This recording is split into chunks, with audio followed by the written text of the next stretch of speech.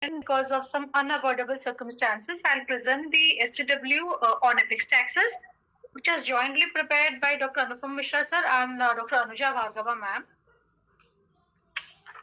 So, apart from all these symptoms with which patients may present to a PSC, we discussed about all common ENT presentations.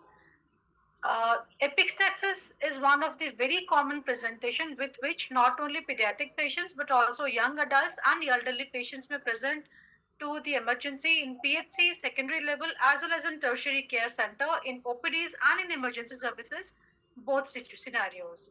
So now when the patient presents to us with bleeding from the nose, which is called epistaxis, we can have any of the three scenarios. The first is acute bleeding from the nose after physical trauma, like somebody has hit the nose or patient has fallen on the face down or following road traffic accident or following barotrauma, nose picking or physical exertion, that is after a long walk or long run in the hot humid day. The second scenario is acute bleeding from the nose, especially in hypertensive patients or patients with known hematologic disorders. So these are the conditions which lead to epistaxis. Then acute bleeding from nose without any obvious causes, as we described in above two scenarios. So broadly, any case of epistaxis can be categorized as these three scenarios. Now, when patient present to us with epistaxis, if the bleeding is not too severe and the patient lets us examine, then we have to examine the patient by local examination of the nose. We can do anterior rhinoscopy just by lifting the tip of the nose and showing light with a torch or any source of light. We can use anterior rhinoscopies or speculums, or even endoscopes can be of help to look for the source of, and this is possible, as I mentioned, if the bleeding is very scanty or has been temporarily controlled on its own.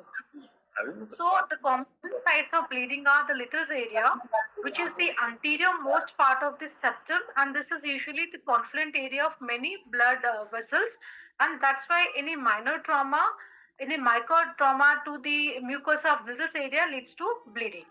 So we can say bleeding, Little's area bleeding, active bleeding, or some clot in that area or congestion in that area, which gives us the clue, yeah, yes, it is the likely cause of bleeding. Now we also can see a sharp septal spur, which can lead to the demucosalization of the tip of the spur, which can lead to recurrent bleeding. And congested nasal mucosa can also be seen when we examine a case of scanty epistaxis. So if the patient has a lot of bleeding or he has features of other comorbid illnesses, then we may have to examine other systems, more so cardiovascular, pulmonary and neurologic, whichever is suspected from patient's existing comorbidities or current examination. If there is no obvious cause like trauma, nose picking, then we have to screen for coagulation disorders. And if note down if the patient is on any anticoagulation medications or there are presence of hematologic malignancies. So we have to systemically assess for these conditions.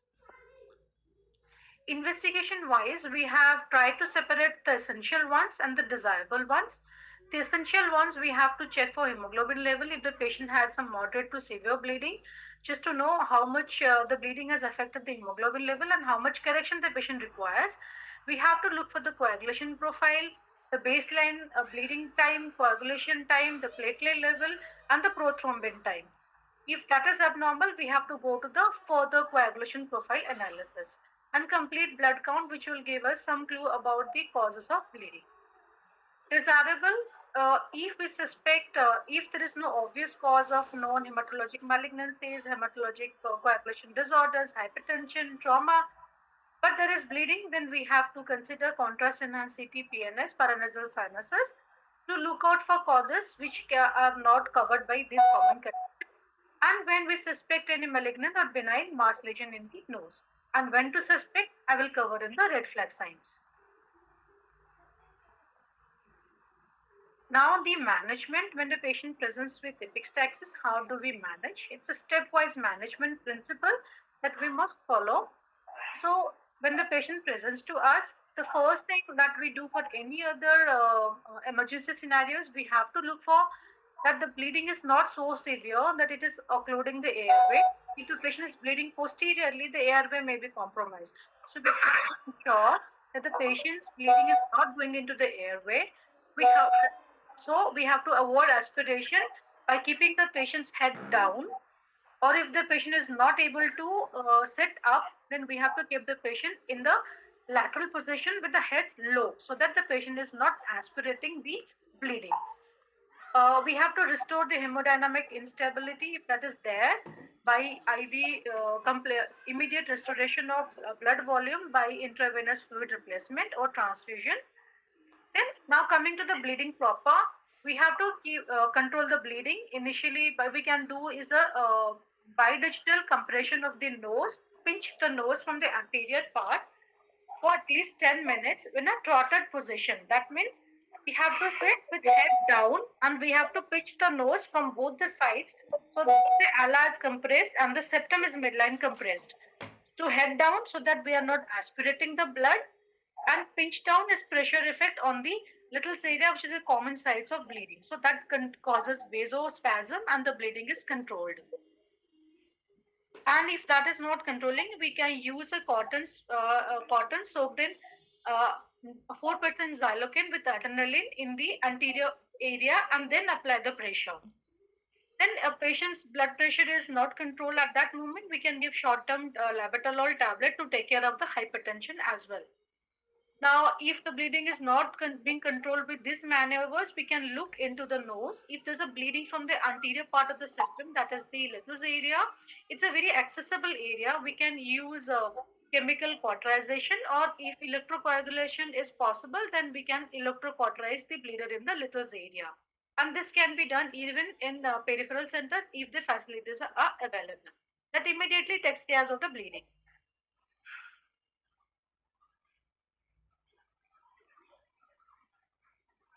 Now, if these steps do not help, then we have to give tamponade to the bleeders either by anterior nasal packing or epistaxis balloons. Anterior nasal packings are nothing but the roller gauzes, long pieces, which are smeared in antibiotic like betadine and some lubricant, which is usually paraffin, or newsprint ointment itself gives a lubricant effect. So we soak those nasal packs in antibiotics and lubricants. Use of some instrument like forceps and Tilly's forceps, we can introduce along the floor of the nose, and we can give tamponade effect on the when the bleeding is anterior. Sometimes the bleeding is posterior, especially in the elderly with hypertension. Then there, the antenasal packing may be inadequate. There we can use posterior nasal packing, which is used by a large bulb of packs tied with two sutures, or the easily available ones are Foley's catheter, which we can introduce from the nose, and the tip comes to the oral cavity. We inflate the balloon, not so much so that it occludes our airway to breathe, but enough to occlude the nasopharynx. And we pull the Foley's anteriorly so that the Foley's end, where we have injected the saline, comes outside, and the balloon is placed in the nasopharynx and gives posterior tamponade. And the anterior part we have to secure using the hemostatic clips, or even a gauge piece also will keep it pulled anteriorly. And if we consider anterior and posterior nasal packing, the patients must be kept on antibiotic prophylaxis and must be hospitalized so that we can observe that. If the patient is aspirated blood, we all know blood is irritant and it can cause gastritis. So we have to recommend proton pump inhibitors or H2 blockers to avoid gastritis. However, if with persistent nasal packing there is continuous oozing from the posterior nasal cavity, then we have to consider for the next step, which is atrial ligation, either spinopalatine or anteriothmoidal artery ligation. For that, we have to refer the patient to higher centers. And other methods are selective embolization of the blood vessels. And if there is some etiologies there underlying, like uncontrolled hypertension or coagulation disorders, we must address the etiology so that these measures are effective to control the epistaxis. This is the most important slide where when to refer patients for higher center and when these cases cannot be managed at the level of the peripheral center. So first is Features which suggest that there may be a benign or a malignant neoplasia in the nasal cavity. And what are those symptoms? If the patient has unilateral epistaxis, it may be acute one episode or recurrent episodes. The same side patient also complains of pre-existing nasal obstruction. The patient also has diplopia or visual symptoms, or you can see proptosis. Then you have to think that there is something in the nasal cavity which is also extending into the orbit or pushing the orbit. And of course, if we can see on the anterior anoscopy or endoscopy, there's a mass lesion in the nasal cavity from which side there's a history of bleeding. So all these things indicate to us a possibility of a benign or a malignant neoplasm. Then we have to refer the cases to higher centers. And if our adequate management of Trotter's maneuver and pledgets with adrenaline or anterior packing or posterior packing, despite that the patient is having persistent bleeding, then we have to refer to higher center for the coagulation, the ligation of the blood vessels or further management. If the patient is having features of coagulation profile disorders, we have to refer to district hospital for management of the coagulopathy. Now, if a patient is having recurrent but profuse bleeding, we have to suspect juvenile nasopharyngeal angiofibroma, which is a benign but highly vascular tumor, especially in our young boys. Then we have to think of JNA and refer to higher center for further radiologic evaluation and further management. If there is recurrent profuse bleeding, especially following trauma, we must suspect aneurysmal bleeding.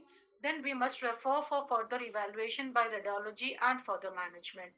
And there, these patients are usually managed in tertiary center following radiology. They are managed by appropriate treatment method for based on the etiology that we find. Now, if we have managed these patients on the periphery, on the primary level, then we have the patients were controlled by the initial management. We have to do follow-up service. We have to continue nasal lubrication for 2 weeks so that the site of bleeding from the little's area or the septal spur is taken care of, and that is given by liquid paraffin. We have to repeat the anterior dynoscopic examination or endoscopy to confirm that the site of bleeding has healed. And if the patient's hemoglobin is less, we may have to consider oral hematinics to restore the hemoglobin level.